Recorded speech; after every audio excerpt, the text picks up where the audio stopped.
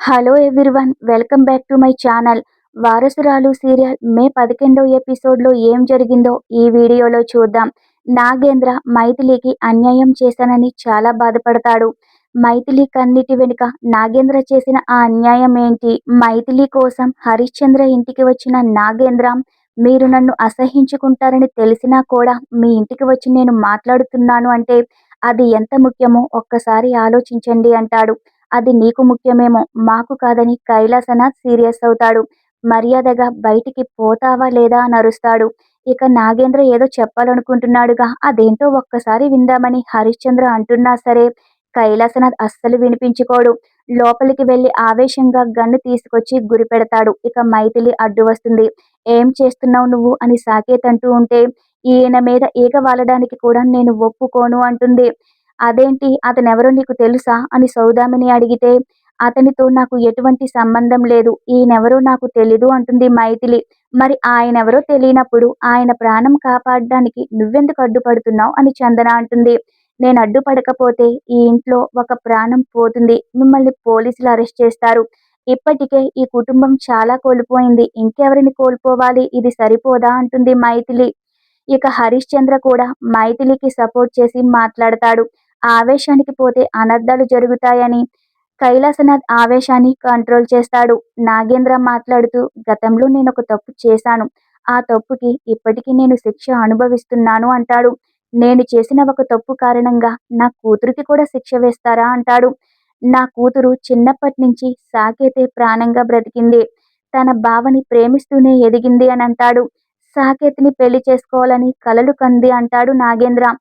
ఏనాటికైనా మన రెండు కుటుంబాలు ఒక్కటి కాకుండా పోతాయా, ఈ అడ్డుగోడలు కూలిపోకుండా ఉంటాయా అని ఎదురు చూస్తుంది అంటాడు. దయచేసి నా కూతురికి అన్యాయం చెయ్యొద్దని దండం పెట్టుకుని వేడుకుంటాడు నాగేంద్ర. ఇక వెంటనే కైలాసనాథ్ చప్పట్లు కొడతాడు. సూపర్ నాగేంద్ర, మొన్నటి వరకు ఆస్తి కావాలి అన్నావు, కోర్టు నోటీసులు పంపించావు, ఇప్పుడేమో నీ కూతురికి సాకేత్నిచ్చి పెళ్లి చేయమంటున్నావు, ఎంత స్వార్థంతో ఉన్నావు అంటాడు. ఇది స్వార్థం కాదు, తండ్రి ఆవేదనని నాగేంద్ర అంటాడు. సాకేత్కి ధరణికి పెళ్లి చేద్దామని చిన్నప్పుడే నిర్ణయించుకున్నాం, మాట ఇచ్చుకున్నాంగా అంటాడు. ఇప్పుడు ఆ మాట మీద నిలబడమని ఎలా అనగలుగుతున్నావు అని సౌదామిని అంటుంది. నువ్వు మా కూతురు జీవితాన్ని నాశనం చేసిన రోజే మీకు మాకు తెగతింపులు అయిపోయాయిగా అని అంటుంది. అలా అనొద్దు అంటాడు. నా కూతురు గురించి ఒక్కసారి ఆలోచించు అంటాడు. తన బావని అది పెళ్లి చేసుకోకపోతే బ్రతకలేదు అంటాడు. మైథిలి తన మనసులో, సమయం కాని సమయంలో వచ్చి అడిగితే ఎలా ఒప్పుకుంటారనుకుంటున్నావు నాన్న అని అనుకుంటూ ఉంటుంది. ఇకప్పుడే సౌదామిని హరిశ్చంద్రతో, చూసావా తన కూతురు గురించి ఆలోచిస్తున్నాడు గాని ఇప్పుడు నీ కూతురు సాకేత్ని పెళ్లి చేసుకుంటుంది, పెళ్లి చేసుకోకపోతే నీ కూతురు ఏమైపోతుందో అని ఆలోచించడం లేదు, ఇదెక్కడి స్వార్థం, చూసావా తన స్వార్థం ఎలా తెలుస్తుందో అంటుంది. ఈయన కూతురు బాగుంటే చాలు, చందన ఏమైపోయినా పర్వాలేదా అని సౌదామిని అంటుంది. అప్పుడు నాగేంద్ర మాట్లాడుతూ, సాకేత్ ధరణిలను ఆ భగవంతుడు ఎప్పుడో కలిపేశాడుగా, చిన్నప్పుడే సాకేత్ ధరణి మెడలు తాళి కట్టేశాడుగా అంటాడు. ఏనాడో జరిగిపోయిన పెళ్లి, ఈనాడు ఆ జంటని ఒక్కటి కావాలని నేను కోరుకుంటున్నాను, నాకు కావాల్సింది కేవలం మీ అంగీకారం మాత్రమే అంటాడు. చిన్నప్పుడు వాళ్ళిద్దరికీ ఆ దేవుడు చేసిన పెళ్లిని అంగీకరించమని నాగేంద్ర అంటాడు.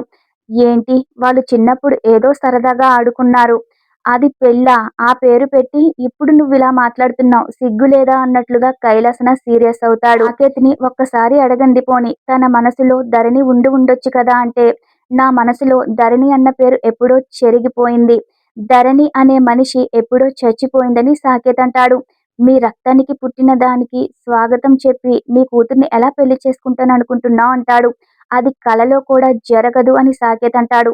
అలా అనొద్దు, దయచేసి ఇప్పటికీ నిన్నే ప్రేమిస్తూ నీకోసమే ఎదురు చూస్తున్న ధరణి గురించి ఆలోచించని నాగేంద్ర అంటాడు.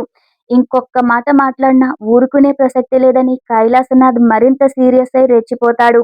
ఇక మైథిలి, మీరు ముందుగా ఇక్కడి నుంచి వెళ్తారా లేదా, మీరు ఇలా అడగడం వల్ల ఏం లాభం లేదు, దయచేసి ఇక్కడి నుంచి వెళ్ళిపోండి అంటుంది. నాగేంద్ర మాత్రం కదలడు, బాధగా అక్కడే నిల్చునుంటాడు. ఇక బలవంతంగా నాగేంద్ర చేయి పట్టుకుని మైథిలి బయటికి తీసుకెళ్ళిపోతుంది. వెళ్ళిపోండి అంటుంది. ఇక నాగేంద్ర బాధగా వెళ్ళిపోతాడు. అలా నడుచుకుంటూ ఏడుస్తూ వెళ్తూ ఉంటే వెనకాలే నాగేంద్ర కోసం మైథిలి వెళ్తుంది. నాన్న నాన్న అంటూ పరిగెట్టుకుంటూ వెళ్తుంది. నాగేంద్రను చూసి కన్నీళ్లు పెట్టుకుంటున్నారా నాన్న అంటుంది. గుండె భారంగా ఉంది అంటాడు. మీ వాళ్ళు నిన్ను ఒక పురుగులా చూసినందుకు బాధపడుతున్నారా నాన్న అంటుంది. నీ తోబుట్టువులే నిన్ను ఇంతలా అవమానించినందుకే కదా బాధపడుతున్నారు అని మైథిలి అంటూ ఉంటే, వాళ్ళు అవమానించడం వల్ల కలిగిన బాధ వల్ల నేను కన్నీళ్లు పెట్టుకోవడం లేదని, పశ్చాత్తాపంతో గుండె బరువెక్కి కన్నీళ్లు పెట్టుకుంటున్నానని నాగేంద్ర అంటాడు. మీరెవరికి అన్యాయం చేశారు? ఎవరికి ద్రోహం చేశారు? ఎందుకు అంత బాధపడుతున్నారు? అని మైథిలి అంటూ ఉంటే, నీకే ద్రోహం చేశానమ్మా, నీకే అన్యాయం చేశానని నాగేంద్ర అంటాడు. నాకు మీరు అన్యాయం చేయడమేంటి? అని మైథిలి అంటే, ఆ రోజు నా వల్ల ఎలాంటి తప్పు జరిగి ఉండకపోతే, ఈ రోజు నువ్వు నీ బావకి దూరమయ్యేదానివే కాదు. బావని దక్కించుకోలేనేమో అనే బాధతో ప్రతిరోజు ఆ భయంతో బ్రతికేదానివే కాదుగా అంటాడు నాగేంద్ర. గతంలో ముగిసిపోయిన దాని గురించి మళ్ళీ మాట్లాడుకోవడం వల్ల ఏం లాభం లేదు నాన్న. మనం ఇక ముందు ఏం చేయాలో ఆలోచిద్దామని మైథిలి అంటుంది. అలా ఆలోచించే నీకు మరో చిక్కుముడి తీసుకొచ్చి పెట్టాను కదమ్మా. ఉషని మళ్ళీ మామూలు మనిషిని చేయమని చెప్పానుగా అంటాడు. నీ తోబుట్టులను మళ్ళీ కలుసుకోవాలని ఉందని నీ ముందు బయట పెట్టేశాను. అందువల్ల నువ్వు అహర్నిశలు నా కోసమే కష్టపడుతున్నావు. నా కోరిక తీర్చడం కోసం నువ్వు అవమానాలు భరిస్తున్నావు అని అంటాడు నాగేంద్ర.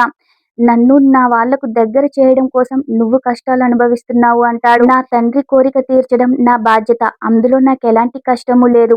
మీ కోరిక తీరిన రోజు మీ కలలో కనిపించిన సంతోషం చూసి మురిసిపోవాలని ఎదురు చూస్తున్నాను. మైథిలి అంటూ ఉంటే, నిన్ను కనీసం ధరణి కింద పంపించినా అర్థం చేసుకునేవాడేమోనమ్మా. నిన్ను మైథిలి కింద ఆ ఇంటికి పంపించాను. దానివల్ల నీ దారిలో మరిన్ని సమస్యలు నేను తెచ్చిపెట్టాను. ఇప్పుడు మైత్రిగాను సాకేతికి దగ్గర కాలేవు.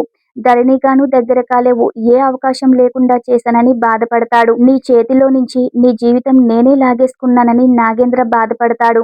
ప్రతి తప్పు నీ మీద ఎందుకు వేసుకుంటున్నావు? మీరెలాంటి తప్పు చేయలేదు. ఉషా విషయంలో జరిగింది కూడా అనుకోని పొరపాటేగా అని మైథిలి అంటుంది. ఆ పొరపాటుకు ఇంతకాలం మీరు శిక్ష అనుభవిస్తూనే ఉన్నారు. ఇంతకన్నా ఒక మనిషికి వేరే పశ్చాత్తాపం ఉండదు కదా అంటుంది మైథిలి.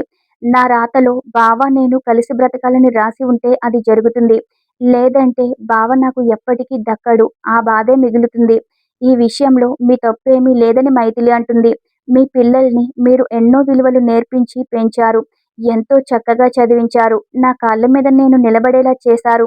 ఒక తండ్రిగా ఇంతకన్నా గొప్పగా ఏం చేస్తారు అని మైథిలి అంటుంది. గొప్ప తండ్రి, పిల్లల్ని అర్థం చేసుకునే తండ్రి, పిల్లలు పైకి రావాలని కోరుకునే తండ్రి.